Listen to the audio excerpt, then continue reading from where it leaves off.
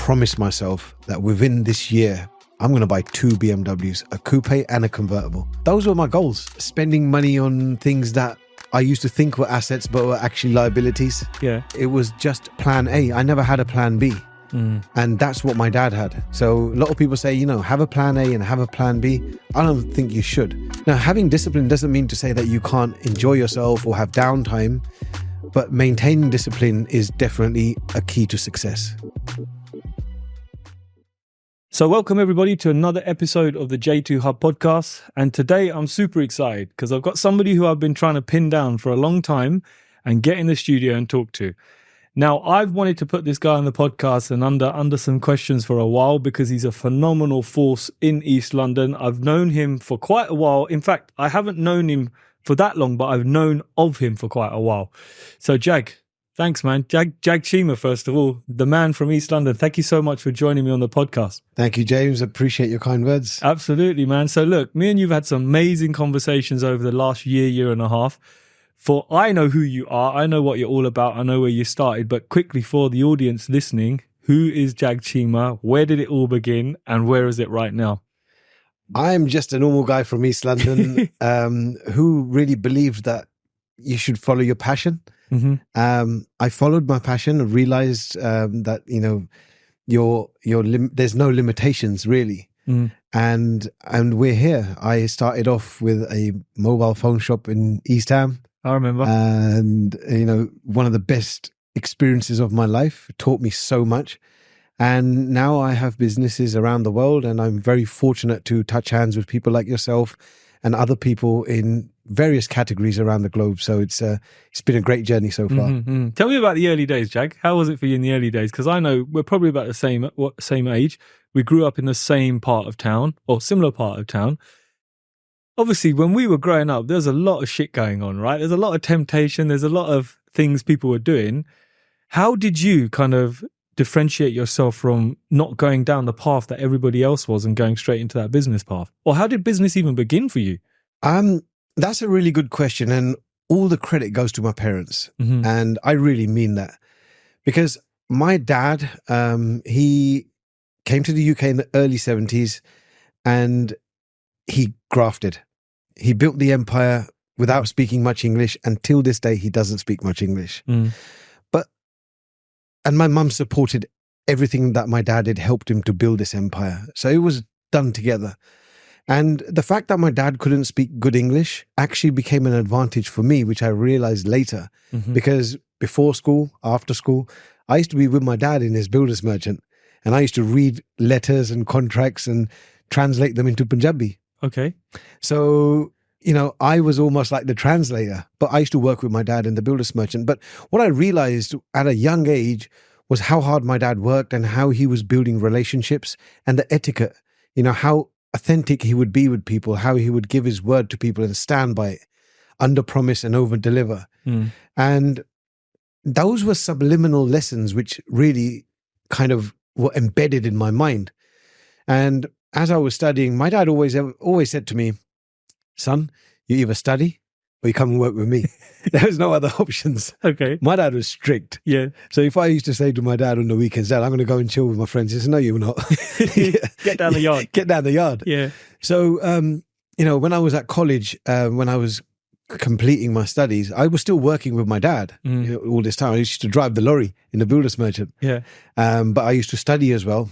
And as I was coming up to the end, it was a choice of either going to university, which my mum wanted me to do. Yeah. And my dad was like, son, if you're not going to go to university and study, come in and work with me. Those are the same two choices I had all my life. Yeah. And my mum always said to me, son, I want you to go and get a job where you wear a suit and tie and a nice office, clean job, and in her mind, she just didn't want me to be in the builder's merchant and do all the hard work that she saw my dad do. She wanted me to maybe get it a bit easier. Yeah. And as a parent, I can understand that. But I thought otherwise. I didn't want to go and get a 9 to 5. She wanted me to be a lawyer, a doctor, or an engineer, one of those professions, And there's nothing wrong with those professions. We need those people. But that's just it wasn't for me. I knew I was going to do my own thing.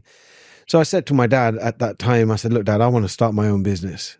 And at first he said, look, you work with me or you study and go and get a job. What do you want to do? So I want to start my own business. So he backed me in the sense that he said, go on, son, go for it. But if your business fails, you're going to come and work with me. Okay. So, that was always in the back of my mind. I never took any financial help off my dad. Whilst I was working, while I was at college, I used to buy and sell cars. I used to sell bits and pieces. And, I knew how to sell. So I knew I wanted to get into mobile phones because that's something that I used to do at college. I used to sell phone accessories, and I had a friend who was in this industry who really helped me a lot. And that was it. It was just plan A. I never had a plan B. And that's what my dad had. So a lot of people say, have a plan A and have a plan B. I don't think you should. Yeah. Because when things get hard with your plan A, you're already thinking about plan B. Yeah. When my dad came to this country, he had plan A. And no matter what happened, he had to make it work. So when I started the mobile phone shop, I had a lot of difficulty, but there was no plan B. I had to make it successful. So I worked 7 days a week. On the weekends, I used to do markets. Just wake up at 4:00 in the morning, set up at Western International in Southall. Oh, yeah? Best days of my life. I would never change that for anything. And that basically taught me the foundation of what I know today. Wow. So you're in the mobile phone game when you used to write contracts on carbon paper, right? Yeah. Yeah, I remember those days. 1-to-1. Yeah, that's Orange, it. BT Cellnet. That's it. Because I think I remember going past your shop and you had a 1-to-1. Did you have a 1-to-1 sign on the shop? Yeah. Okay. So look, Jag, so obviously you saw dad hustle. Your dad doesn't know who I am, but I know who your dad is because anybody who went to that gym in Ilford knew who your dad was because he was the uncle that was there in the morning. And like you said, he doesn't speak very good English, but he always has time for people. Yeah. And I remember people sitting with him in the changing rooms after a shower, 10, 15 minutes. Uncle, how you doing? Having a chat with him. How are you? Or when he was upstairs, he'd have a chat and he became quite a well-known face in that gym, and every morning, to the dot, his Range would be parked outside, in the same bay. Yeah. And I'm sure he must have got annoyed if you had to put it in a different bay.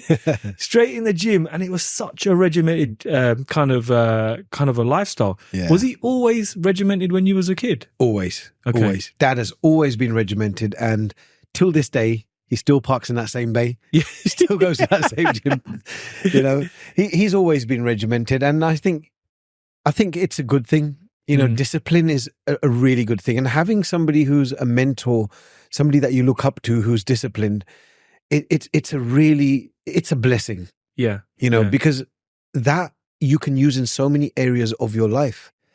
The minute you start to deviate from that, when you think, oh, it's okay if I don't do things the way it should be done, that's your first step towards possible failure. Now, having discipline doesn't mean to say that you can't enjoy yourself or have downtime. But maintaining discipline is definitely a key to success. Yeah. I often use that hashtag discipline equals freedom. And people ask me, say, James, what the hell does that mean? And I say, listen, just because you've got, say, a great business earning great money, it doesn't mean you turn up at the office at 1:00. What kind of discipline are you setting for your team? And I'm a strong believer in discipline as well. I'm quite hard on myself. And certain areas recently that have slipped. And I thought to myself, no, man, shit needs to change because someone said to me, they go, you can't be $1 million realtor if you're looking like a pack of shit. And that really stuck to me because that's what happened. Got to Dubai, got unfit, started eating some rubbish, you're indulging, you're out, and then it kicks back in. You think, no, man, this ain't part of me. Yeah. I need to get myself disciplined. And certain things like every morning I'm up at a certain time. I have to pray and sit in the same chair. I have to use certain headphones when I'm praying because they're light on the ears. Then after that, I'm going into a stage of reading, journaling, then shower, change, and having a coffee and sitting and having personal time before I even start my day. Yeah. That's a habit that I've had for years. And sometimes my wife says to me, she goes, you're up at 5, but you're not getting to the office till like 8:30, 9:00. She goes, what are you doing in between that time? I think she just thinks I sit there drinking coffee, reading. But no, it's like discipline to do those kind of things because it sets your day up right. Absolutely. And I think people underestimate that you have to invest in yourself. Like how many people can you honestly say that take out time from the day and invest in themselves? Not many. No. And that's a real big surprise for me. Because when people say, I want to be successful, I want to work really, really hard. And I say, that's great. but how much time do you actually invest in yourself? Yeah. Yeah. Like, if you are not functioning properly, how do you expect to get great results? Now, I've done it all myself. I've worked around the clock. I've literally had times where I have had 0 sleep during my travels. And I used to think that was a flex. You know, I'll sleep when I'm dead. Yeah, I used to say that. You know, it's not. Yeah. And this is part of my entrepreneurial journey. I'm learning new things all the time. But I really do look back and think, gosh, I don't know how I did that. Mm. I used to use every hour of the day and sacrifice sleep and think that it was great, but it wasn't. What was ending up happening was I was doing a lot of things, but not to the best of my ability. Yeah. Simply because I was sleep deprived and I wasn't thinking right. I was missing meals. I wasn't healthy. And I was definitely setting a wrong example for the people around me. And I take that as a responsibility to my team. I need to be an example for my team on what they follow. So then, you know, I've been in fitness for a very long time as a passion, and then it became a business. But I started to learn the benefits of actually taking care of myself, waking up in the morning, biohacking, having cold showers, praying, thanking the Almighty for everything that we have, the bed that we sleep in, the food that we got. There's countries around the world where there's people that don't get what we get. The food that we eat, the shelter that we've got, you know, in war-torn countries, if you look at some of the stuff that you see online, you just have to really be present while you're watching it and look at what you've got. So I practice gratitude every morning without fail. I am in the gym every single day. I train for marathons. I've done marathons around the world. I've got another one coming up next month. And this is part of what I do to invest in myself. And that's the best gift that I can give to my family. Yeah, absolutely, man. I agree with you, because if you're not functioning properly, nothing else is going to function properly, right? Absolutely. So, Jack, I want to take you back to the mobile phone days. So when did you realize you was on the right path with the mobile phones? Was there a period where you thought, man, I'm doing well, man, I made some paper here? Was there a period where you thought, shit, we've made a shit ton of money, or I've hit the goals in the mobile phone business? My goals were very different then. Okay. What were they? My goals were cars, going out, you know, spending money on things that I used to think were assets, but were actually liabilities. Yeah. If I remember correctly, you had was it a black BMW with Jag 45 or Jag something on the plate? Yeah. Convertible? Yeah. Was it cream interior? Yeah. See, and this is someone from East London knew this guy. This is his car.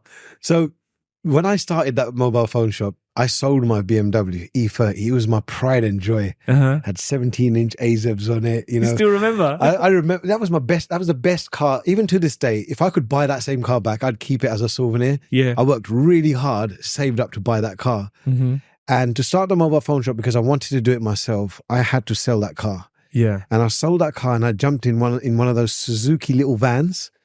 You know, those little Suzuki vans. And I remember jumping in that van, driving, and thinking, I promised myself that within this year, I'm going to buy 2 BMWs, a coupe and a convertible. Yeah. I'm going to work hard and do whatever it takes. Those were my goals. Yeah. You know, I was a young boy. Like, you know, yes, I was good at what I was doing, but I wasn't good at understanding how to manage money. So goals were buying cars and, you know, putting wheels on them and that kind of stuff. But yeah, like I made a lot of money from phones. There's no doubt about it. I learned a lot on how to make money from phones. Yeah. You know, there's a lot of people doing what I was doing. The differentiating factor was I was investing a lot of what I made back into the business. I was buying things to display that other people wouldn't invest in because they think it might not sell. I'm saying, well, it might sell. Yeah. You know, so think of the positives. So people used to come to my mobile phone shop because they used to get the widest range and choice that anybody had in East London. So all the colleges, universities, everyone used to come there, and they say, you want to buy something, go to Chima's. That's the place where you'll get everything. And that became my identity. So, you know, I learned that you have to take risk if you want to make money. That's the biggest lesson I got from mobile phones. Yeah. And then, you know, we done really, really well. And then when I analyzed numbers, we started to have to drop prices.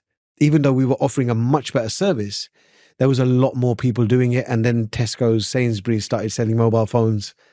And that's when I realized that, you know what, it's time to leave the industry. Yeah. And then I sold the business. And I made that decision and I sold a business within 48 hours. Wow. From thinking that's it. But you know what? They always say when Tesco's, Asda's or somebody starts selling what you're selling, it's time to move on. I've heard that saying a few times. For me, it was. See, there's always room for growth. Mm-hmm. I assessed everything, and the choices that I had for growth in that industry, it was not in line with what I feel my skill set was. Yeah. My future wasn't in, software for mobile phones. It wasn't in going into telecommunications in a much deeper way, installations of, hardware in offices. Telecommunications is a vast industry. That was not my field. I had fun. I learned a lot. It was a great industry. But real estate had been in my blood since I was a child, doing ASTs for my dad. Yeah. And, looking at refurbs. So I knew the industry that I would head into. Okay, so you already had a plan. Yeah. Okay. I was still like, I wouldn't call it a side hustle because I was still managing my dad's portfolio. Yeah. So I was still working in the property industry. But I just knew that, look, I'm good at this. I'm doing it for free for all my dad's friends. Yeah. Why don't I do it professionally? Oh, so you would do it for all the uncles. You were doing ASTs, sorting out their contracts, gas sets, all of that. It was you, yeah? Well, this is the thing. Okay. So most of my dad's friends didn't speak English either. Okay. So they used to come and say, let's speak to Jag because he'll translate it. He'll do the agreements for us and all the rest of it. So, that became my strength. And I thought, well, you know what? I know for a fact that if I started a estate agency, I would have at least 25 uncles that will be my clients straight away. Gotcha. So whilst I was in the phone shop, I made a lot of contacts. Everyone needed a phone, so I had contacts from finance, from cars to entertainment to real estate. And that's where I decided that there was a few guys that were negotiators working for other estate agencies. And I thought to myself, you know what? The best way to learn is be in the field. Yeah. So let me hire the best who can run the business and I'll learn from them while I'm running the business. So that's exactly what I did. Then I went back to study, get my qualifications. I became a mortgage advisor and, it became a real big success. So when I entered the real estate business, from day one, I had people walking through that door. And when I started doing the finance... What were you called? London Residential? London Residential. See how much I know, you know? See, these eyes used to look around everywhere. London Residential. Yeah, we're still active. Okay. We're going to be 25 years this year. Wow. My oldest member of staff is with me for 24 years. Man, serious? Yeah, she's the director of the company now. Okay. And, we've got landlords that have been with us from day one all the way till now. Yeah. So, it's been an amazing journey. Do you think that era, those uncles, there was a lot of them that accidentally became landlords, right? They were like, oh, Charlie, we'll buy a property here, we'll buy a property here. And before you know it, they've become accidental portfolio landlords. Yeah, for sure. I mean, for people who didn't know about stocks and shares and other types of investment, real estate has always been the type of thing that you do. Even those people who come from other countries, India, Pakistan, Middle East. The one thing that everyone always sees as a safe investment is real estate. So whether it's farming land back home or whether it's another house, it's a safe investment for the future. And in the UK, what you find is that people who invested, they rented those properties out. They didn't have lavish lifestyles, so they were okay in saving and buying another one. Because the way that the older generation thought was, this is for my future, for my children, and it's going to be safe. But then to their advantage, we had a massive increase in real estate values in a very short space of time. Of course, we hit a lot of rock bottoms in between as well. But overall, you always saw an upward trend. Things are a little bit different now, and I think the future might be a little bit shaky. But I always feel that real estate is in my opinion, is a good investment. It's always a safe bet, right? You just need to look at some of the most successful people in the world. Yeah. A lot of them have a real estate portfolio. Part of their allocation is in real estate. Absolutely. I think nowadays, though, I think that, more than planning to buy real estate, I think the planning of how you buy that real estate is crucial for tax purposes. Sure. With the way that things are being changed now on how landlords are going to be taxed and so forth, I think that it's definitely something that a lot of landlords are hopping out of or veering away from because they don't know otherwise. But this has opened up a new category for people who help you to become tax efficient on how you should plan purchases. So I think it's interesting to see what the future might look like. It's crazy you touch on that because yesterday I was interviewing my cousin as well, and he's a IHT specialists, legacy planning, wealth planning, generational planning.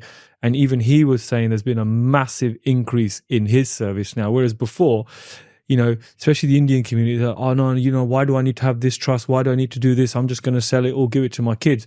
Now they're forced to think differently. So he was saying there's been a massive increase in the Indian community coming to him and actually now saying, okay, we understand these things might cost us 15, 20, 25, 30,000 pounds to put in place now. But if it's protecting us and mitigating us from tax in the future and helping us protect our wealth, then they're more inclined to think about it. The biggest problem that you've got, especially in the Indian community, I say that because I have a lot of experience there, is that they don't want to spend the little bit of money that you might have to spend now for the gains in the future because I think that might be too expensive. However, seeing is believing. And unfortunately, it takes a really negative event to happen for them to understand that actually maybe we should do it. For example, if somebody who is near and dear to them passes away and ends up with a 40% tax IHT liability to their children, they think, oh my God, that means that everything that I'm creating right now is going to be subject to the same. Then they put wheels in motion. I've seen it so many times. And sometimes it's too late. But the sooner you start thinking about it, the younger you are. If you get life insurances in place, you can protect yourself from a lot of these liabilities. Well, at least your children from a lot of the liabilities that they might face. I had this conversation with my own mother-in-law. I said to her, look, Mum, you're sitting on a couple of mil now. You've got your pensions. You and Dad have done really, really well. You need to start thinking about this. And she's like, but why? I go, because this is the reason why.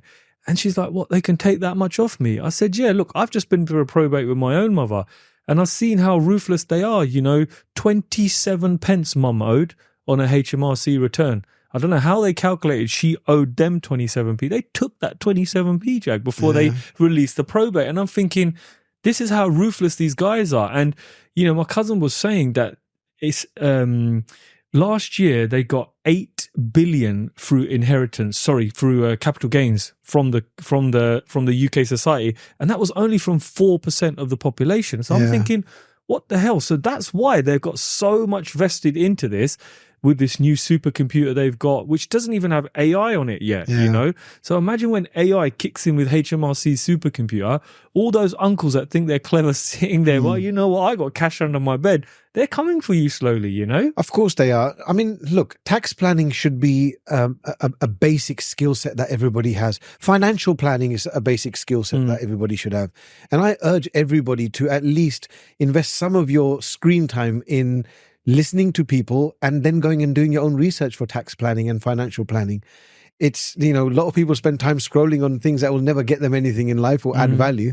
How about looking at some of those people who are trying to give you a good message? But I also urge those children whose parents don't speak good English, who might find it difficult to access that information, to have those conversations. It's the hardest conversation to have with your parents, to talk about inheritance. So a lot of people just don't talk about it because it's awkward. But you'll be doing yourself and your parents a favor because they've worked really hard to create whatever they have for you and the rest of the family. Why not talk about it? You're absolutely right. With Mum herself, when she was diagnosed, I knew roughly what she was doing, but it's only when she got terminal cancer and had little time to live that she panicked. She had a will, but she needed to start getting things in place. And it was a real rush towards the end. And when I was having this conversation with my cousin yesterday, and he doesn't speak very good Punjabi, and I said to him, listen, I think what might be a good route for you is to try and get in with the local gurdwaras. And you need to go there and speak. If you want someone like myself to come along to explain this, because half of the Sangat sitting there are wealthy people, man. And half of them just don't have a clue what they're heading towards. And now with Labour introducing all of this other nonsense, these guys are going to get screwed heavy. I would always say that listen to people who give you advice, but always go and do your own research, especially when it comes to financial advice. So, going to a place of worship like a Gurdwara and educating the Sangat, I think is a fantastic idea. And, I often get involved with a lot of the community events at Singh Sabha London East, Barking Gurdwara, and they encourage a lot of the youth to come forward and contribute. And I'm sure that any Gurdwara or any place of worship, no matter what background or religion or faith you follow, if you get involved through that channel to try and educate the people that are part of that community, I think it's a great thing. And I think certainly people will take you seriously. But as I say, always do your own research before you take any action. It's great to listen to people that put you on a path, but you need to make informed choices. On the basis of tax, I was reading an article this morning on LBC from Charlie from Pimlico Plumbing. And even he was moaning, man. He was saying, look, if Labour brings in this new thing that they're planning to bring in, he goes, I'm done. He goes, I'm selling. He's got his penthouse is up for sale right now. He said, I'm gone. I'm moving to Spain or Dubai. And you think someone with that level of wealth is that pissed off and ready to sell and go. And this is somebody grew up in a council state, built a massive business. London has been in his blood all his life. He's pissed off as well. I was saying yesterday, stats are that last year, 5,000 wealthy millionaires left the UK. This year, we're not even at the end, and nearly 15,000 millionaires have left the UK when I mean completely checked out and gone. You reckon this is going to be an occurrence now? For more and more people are going to start to leave? Most definitely. Look. So guys, if you're thinking of investing in Dubai, we offer 2 services. Number 1, you can book a consultation call with us. Now, what this consultation call involves, it's a full overview of Dubai where we show you what's going on, where the new up-and-coming spots are to invest. It's a totally free call, so I highly advise if Dubai is pricking your attention, get that call booked in so you can find out where to invest next. I'm born and raised in the UK. UK is my home. It's my country. I'm a British Indian. My parents are from India. I love both countries. I spend a lot of time in both countries. And I would never like to say anything negative about either of those countries. Every time I travel, when I come back to the UK, it makes me really happy because I feel like I've come back home. Back home, yeah. Right? Yeah. But the honest truth is, things are changing. There's a lot that's changed. It's not like how it used to be. And especially when you're working hard and you're trying to create a successful business, at every step, there's going to be more and more challenges now. So as a businessman, you're going to look at what your other options are. And when you look at the other options, they look much better. So do you blame the people for wanting to leave and going to other countries like Spain or Dubai, Middle East, Saudi? There's so many countries and they're opening their arms and welcoming you and they're giving you all the support that you need. And then the secondary aspect of it is what will the quality of life be if you go there? Well, it looks like it's going to be a lot better than it is right now. A lot of people, I do admit, may not voice their opinion in the right way and may come across as they're wrong. But a lot of people don't like the way that things have changed. The rules, we spoke about how children are educated in schools, for example, and some of the things that go on. I won't go into too much detail, but I certainly don't agree with all of that. And I know there will be people who disagree with me, but I want to educate my children in a certain way.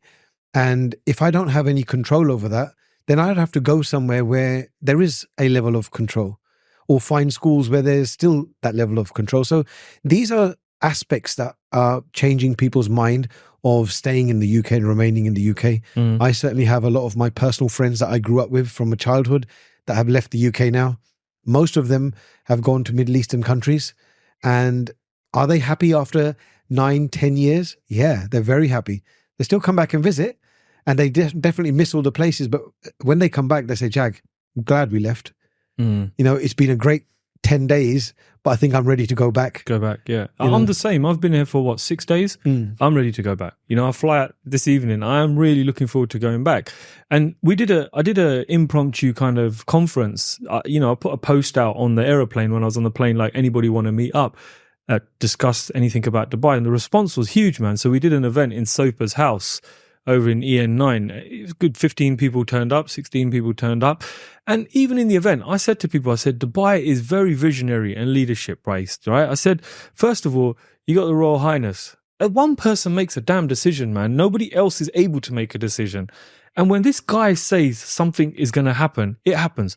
If he's saying we're going to extend Sheikh Zayed Road by 3 lanes, literally a month later, the diggers are out there and they're starting work, There's no red tape to cut through. And like you said, these countries are welcoming you with opening arms. They've got new visa rules, even the 10-year golden visa. Before it used to be you got to spend 2 million dirhams, right? Now they're saying spend 2 million dirhams. Once you've paid 25% off, we'll give you a golden visa for you, your wife, your kids, anybody. So the minute you step into Dubai and you start networking with people, you realize, man, this country wants you to do well.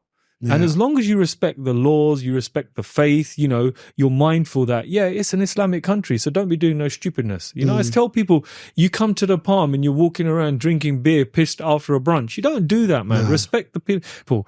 And the country will give you whatever you need to succeed. But you see, this is the thing. In the UK, we should learn from those rules.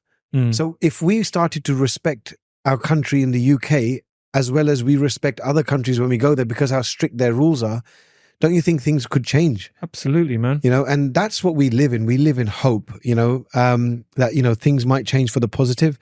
I certainly don't see that in the short term. Yeah. But, I think that there is definitely a need for some change for sure. Number one thing, there's no respect for the law here.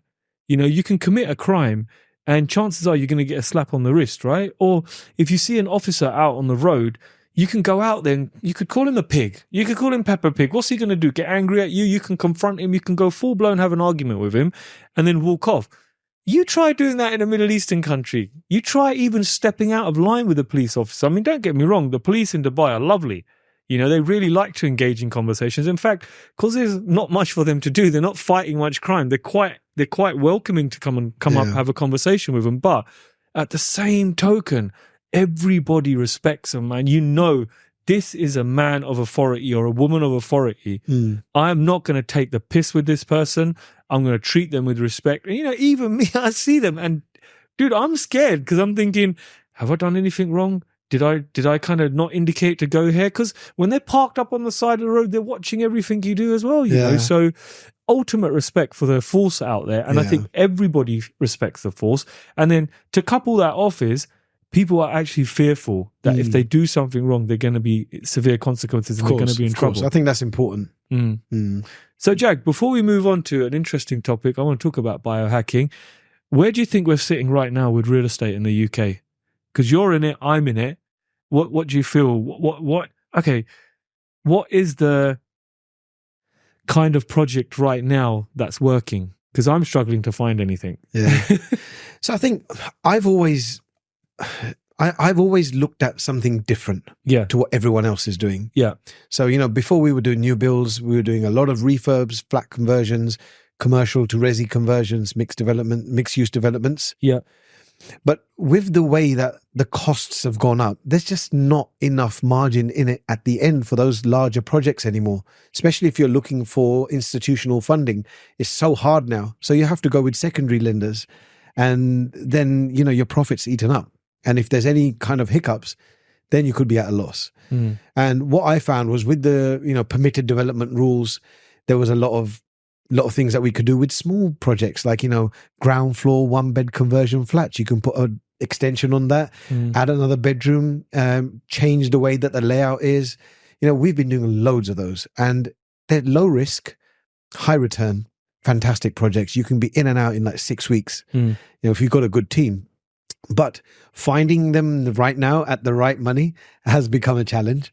What do I think? Where do I think we're sitting at the moment? Well, I did expect the market to slow down, but we saw some dramatic changes with interest rates in a short space of time, which I could never have predicted that it would happen in such a short space of time. And the reality of it is that house prices have not been affected in a negative way. They're still consistent. I was talking to some clients yesterday. They're buying quite a large property and they're being outbid. They're on the 9th property. It's £2.6 million was the last property that they bid on. And that's a decent, that's a higher than normal kind of bracket as well. They're not relying on any bank funding. They've got cash in the bank. They're ready to go. And every property they're going for, they're being outbid. So that tells you something. There is still an appetite out there, although that's on the higher end of the market. You can go to places like East Ham, Manor Park. People stick together. If they can't afford it, families buy together. So there's a lot of change in the way people are buying property. So I see that there's always going to be a high demand for people to find places to live. Therefore, with the way that lettings laws are now changing, there might be a chance for more people to buy. So I see that there still will be some, there still will be a strength in the market for at least the short term. But I do see a correction coming up at some point. Okay. I guess you've seen it a few times through the years, right? I think we are due a correction. Yeah. I think there'll be some external factors that might contribute towards that happening. I can't say when, but I do see that correction happening. Do you reckon it'll be a major shake-up? I don't think it'll be as bad as how things were in 1989 and subsequently when we saw a hit after that. I think 6 or 7 years after that, 2008 actually. Yeah, that was the last time that I saw a major shake-up. I don't think it will be as bad as that. It will be bad for those people who are financed up right to the top because they will have no movement, especially if they're doing 9-to-5 jobs. How are they going to be able to survive that? Yeah. With the laws for lettings, if tenants don't pay, they're going to be in favor of the tenants. Can't just kick them out anymore. Section 21 is going to be abolished. There's a lot of factors, but it's going to be a buyer's market. So if there is a correction, there's a chance that, if those people who are first-time buyers, make sure you're paying your taxes on your income, make sure you can prove your income, because if there is a correction, you could be in a good position to buy if you're able to get a mortgage. Yeah, we saw that in 2008. I mean, we picked up some bargains back then as well. I wish we'd picked up more, looking back on what happened then. So, Jag, let's talk about biohacking, man. Tell me, so you went from the mobile phone industry, you went into real estate, and then I know did you go into anything else, or did you go into the gyms and biohacking? Gyms and then biohacking. Okay, so where did those gyms come along from? So I've always been passionate about gyms. And when I was doing I still do my real estate work. I also started to do property in India. Because a large majority of my clients were Punjabis, because I speak Punjabi, it was great because I used to advise for mortgages in Punjabi as well, translate everything and make sure people understood. Many people came to me with land issues and property they wanted to sell in India. So I set up an office in India, in Punjab. And during those travels back and forth to India, I used to have to compromise on my training. I never used to find good gyms to train. And I had this dream one day sitting there in my apartment. I was reading a magazine. I saw this ad for a gym franchise. And I was like, how amazing would it be to own a gym in India? And this was in 2004.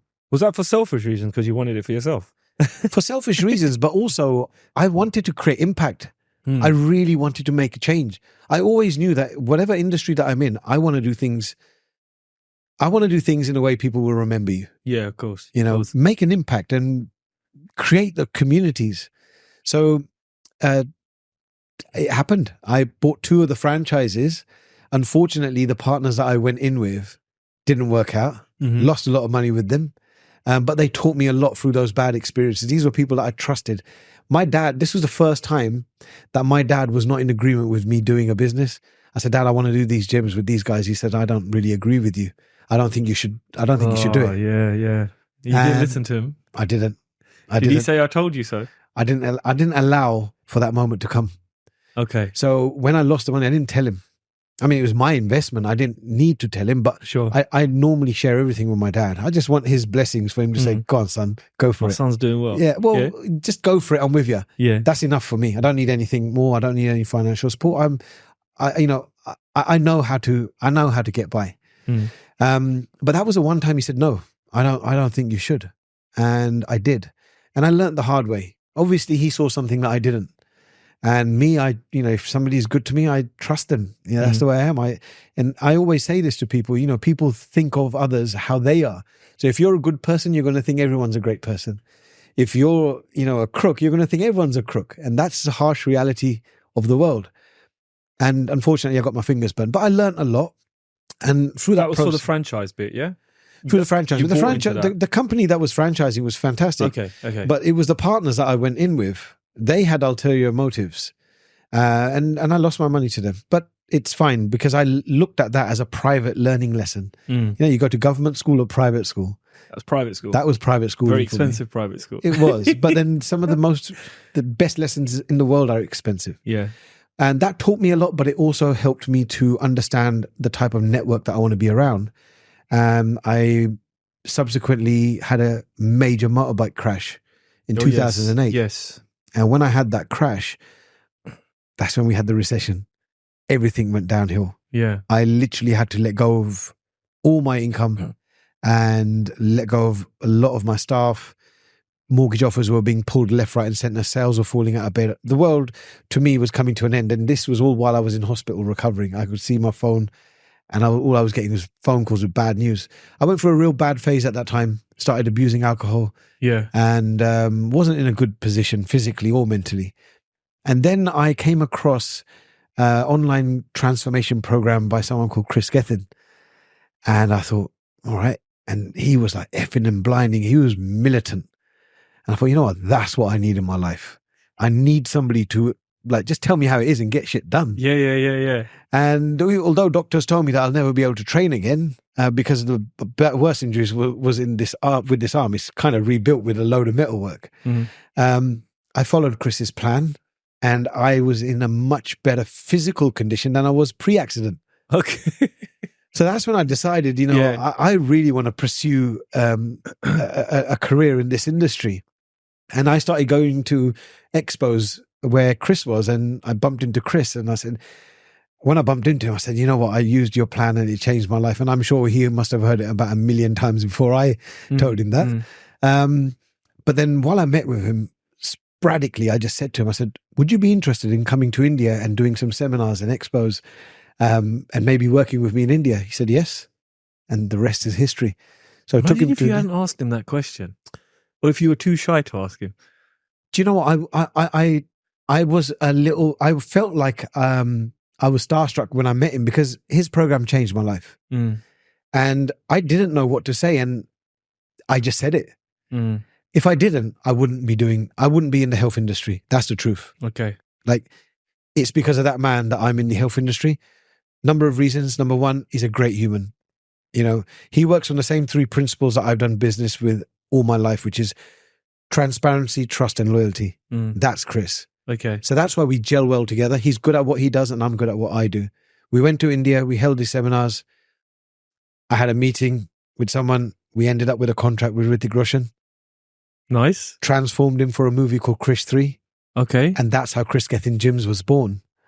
Long story short, somebody heard me and Chris talking about opening up gyms in the UK, which was the original plan. And that person was a media person who had it published in the Economic Times. That then resulted in loads of emails coming through that we want to be part of this gym chain. And then we sat back around the table and decided, let's scrap the UK plans and let's do India. Right. And now we've got gyms across India. That led on to us, well, me learning more about biohacking. Chris was doing biohacking for years. Decided that we want to start introducing new ways of becoming fitter and healthier. I researched this for around 6 or 7 years. And that's how Be Superhuman was born. Yeah. So Be Superhuman is all about optimizing health.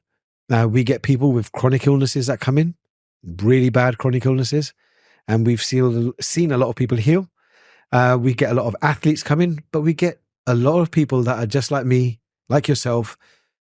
I'm a normal person. I go in there and I use these therapies to feel better. It's like I perform better. Yeah. You know, hyperbaric oxygen, red light therapy, IV drips, whole body cryo, local cryo. Yeah, the cryo is awesome. Right? Yeah, it's amazing. You know, that's why I called it Be Superhuman. You know, I had a meeting with a branding company and they were coming up with all these complex branding ideas. And they said, well, what do you exactly do? I said, I don't like none of these. They said, what do you exactly do? I said, well, we'll make you feel like you will be a superhuman. Yeah. And I thought, that's it. Be superhuman. Be superhuman. And that's how that was born. Yeah. But tell me, Jag, when you opened that business, people must have thought that, man, you know, Essex, a biohacking place, is it really going to work? You know, did you have any doubt with it? I've had no doubt in the business at all. The original plan was Canary Wharf. Okay. Just as I was about to finalize a property, we hit the lockdown. Okay. And that was a turning point, which was in favor for us because we also wanted to make these modalities accessible to people who are not Canary Wharf based or city based. Yeah. You know, the people who live in houses in locations like Essex. And it was one of the best moves that we made. In fact, the rents are a fraction of what they would have been in Canary Wharf. And the clientele is amazing. We've created a community of people. People class that as their own place. Yeah. You know, like there's husbands and wives that come in together. There's people that come in with their children. There's people that come in with, there's an 80-year-old woman that comes in. She's an inspiration to me. She started coming in with walking sticks. Now she walks around without walking sticks. Wow. You know, so we've got people from across the spectrum. And the real satisfaction for me from this business comes from the smiles on people's faces as a direct result of what we've created for them. It's a business with purpose. Yes.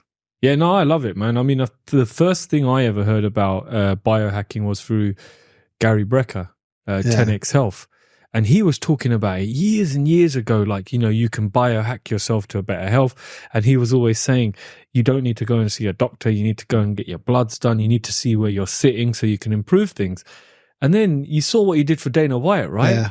And, you know, the first time he did that mortality test on Dana White, he said to Dana White, you're going to be dead in 8 years. And I remember watching that interview and seeing Dana White just shocked. And you look at Dana White now, how this guy has changed his life. Right. Now, I know he's in the small percentage of people that can have a complete red light therapy at home. He can have all of that shit and he can put a load of money towards it.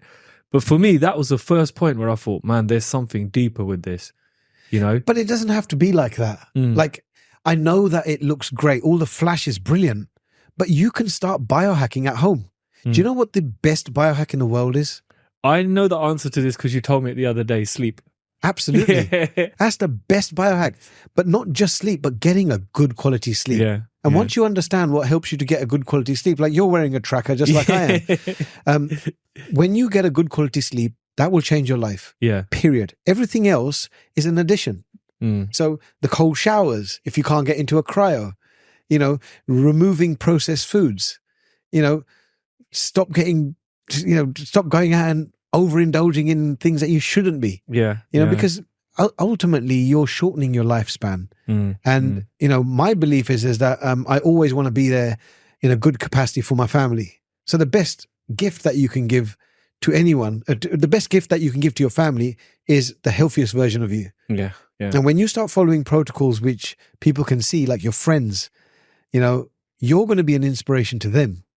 And that's such an amazing place to be. Yeah. Yeah, I know. I agree with you, Jack. Like, you know, for me, like I said to you, I was going down the wrong path. Well, not down the wrong path, just some bad habits.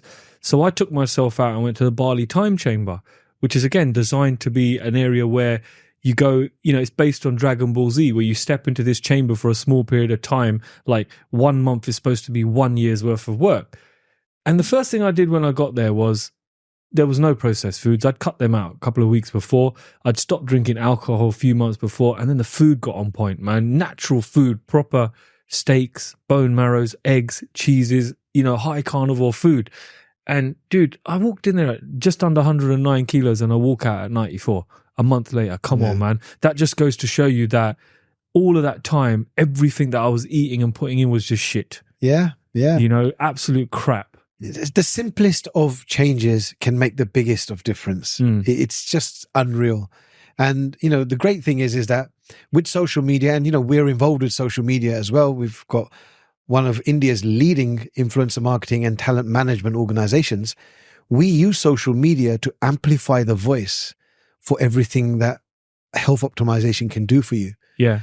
And that's how people learn all the smallest of hacks that they can use to kind of improve their lifestyle. Yeah. It's amazing. Yeah. You know what? We've got 10 minutes of the podcast left. Let's hit social media. So obviously you've been in the social, you know what? I always say this to people. I say, Jag's been in social media from the time of it being magazines. And they go, what do you mean? I go, you know, Flex magazine, when somebody's holding up a product, he's been in it that long. And they're like, no, he can't be that old. So Jag, social media, how important has it been to you? Social media has been a game changer for me. It really has. I've been involved. The social media industry is called the creator economy now. Okay. And I've been involved with it before it was recognized as a creator economy. Back in the days when I was involved with athletes, with only the athletes, fitness industry, when I used to do endorsement contracts and deals for athletes and fitness professionals, the contract would entail them literally holding up a product and having a picture taken for a magazine. That was it. There was, and at the very most, anybody who might have been advanced might have shared that on Facebook. Right? That was it. There was nothing else.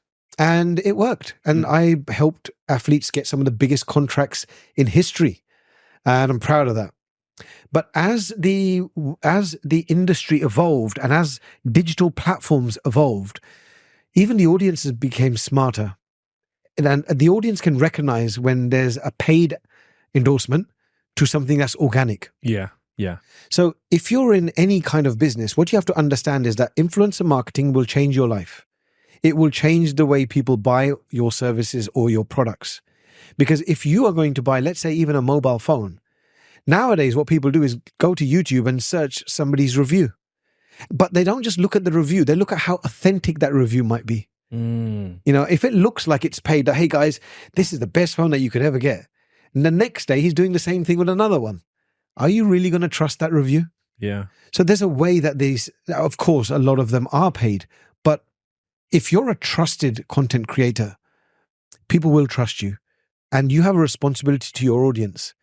So we started in this industry in a much bigger way 5 years ago. It's going to be 5 years this year. Though I've been involved with it for much longer, just under 5 years ago, I decided that I want to expand outside of the fitness industry for the influencer marketing and talent management space. So I partnered with someone else. He became my co-founder, and we co-founded a company called iPlix Media in India. And we are now India's #1 preferred choice by India's leading brands. I'm talking about household brands, brands like Audi and other brands that you see on everyone's shelves at home. So we not just do content creation for them or the strategy, we do the end-to-end execution and so forth. But this is something that every business should be using as part of their growth strategy. Yeah, no, I agree with you, man. Because look, I was dabbling in social media. I was doing a few posts covering UK projects. Then I met you I was fortunate to meet you very early in Dubai. And I still remember we sat there and had a coffee and you said to me, James, you need to go all in on social media. And I thought, you know what, that's what I'm going to do. And it's had remarkable effects, man. I mean, I was telling you the other day that I've sold property through an Instagram poll. Come on, man. Like, I've connected with an audience that well that I could put on a poll. Do you like this property? Yes, no. 12 people responded yes. I chased up with every single one of those 12. Out of the 12, we had 2 that were really, really good and 1 transacted. That's amazing. You know, and there was only 500 views on that story. You think, how engaged is your audience? James, that is the most important point that I would always like to stress to anyone. Yeah. Do not be fooled by millions of followers because they don't always transact into conversion. Sometimes you'll find that somebody with just a few thousand followers, but high quality followers, they convert better with somebody that might have tens of thousands. So it's never about the quantity, it's about the quality. So you are a prime example of somebody who puts out authentic content because I know you personally. Yeah. And I know how hard you work behind the scenes to create that content. Because you're putting out authentic content, the numbers don't matter. It's the quality. Yeah. Now, most people that know about you, they'll trust you. And if they're not ready today to buy from you, whenever they are, who do you think they're going to come to? Absolutely. And that's the key. It's investing in your future and investing in yourself as a personal brand. Yeah, and I remember you telling me also have content buckets, you know, education, entertainment, you know, data inform, you know, all these different content buckets we've got. So now if you look at my content, you'll never see me selling a property. You'll never actually see me that, okay, I'm selling this. There might be tours of certain property, but there's never a call to action. Do you want to buy this? Yet recently we started doing some Instagram ads where we're selling a particular project because it is a really good one. But normally you'll see me talking about the lifestyle, the schools, how to get into Dubai, taxes, all of that stuff that people want to know. And you hit the nail on the head, man. When they're ready, hopefully they know me so much. I've been so annoying in their feed that they think, I'm going to call that James guy. Absolutely. Listen, when I'm ready to buy my next property in Dubai, I'm going to go to James. So follow him if you're not already. Oh, man. So, yeah, I think, you know, content creation isn't easy either. You know, people say to me, James, look, I'm going to get into Instagram. I'm going to start posting. Like my friend was saying it yesterday for IHT. I said, look, bro, there's 2 things, man. You got to dedicate a set day or 2 days to it, and you got to be consistent because there's going to be days when nothing's come from the social media for months and months and months and months.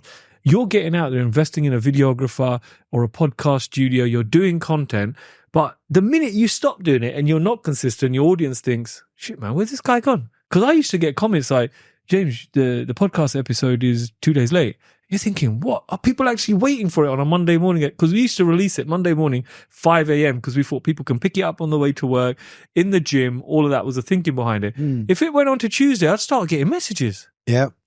So content creation should not be seen as something that you're doing on the side. And that's why a lot of people fail. Content creation should be seen as part of your work. And remember, a lot of these platforms, the minute you stop posting, the algorithm changes, and don't think that you're going to get the same engagement if you post another month later. Yeah. It's almost like going to work, not turning up for a month and expecting them to give you a job again, like without any notice. Unfortunately, that's how it is. But if you treat content creation as part of your work and take it seriously, you'll get the returns, but you have to put the work in. Yeah. No, I agree with you. So, Jag, we're coming to the end. What is in tell for you for the future, man? Are you working on something new? Is there another business brewing? Because obviously from speaking to you for an hour, there's been a lot of things going on. Or is that you done now? I'll never be done. I'm never going to retire. I will work until my last breath. I enjoy what I do. I'm very blessed to be able to do what I do. I'm thankful to the Almighty for that. I have a great family around me, and I've got some really good people around me as well. My intention now is to grow everything that I'm involved with. It's given me more opportunities in more countries. So hopefully you'll be able to see more of what we do. And hopefully with God's grace, we'll be able to impact more people positively. Okay. Jag, my last question to every guest is quite a morbid question, but I like to ask it anyway. When it's all said and done, and the days come and you've died, everything, blah, family are around. What do you want people saying about you?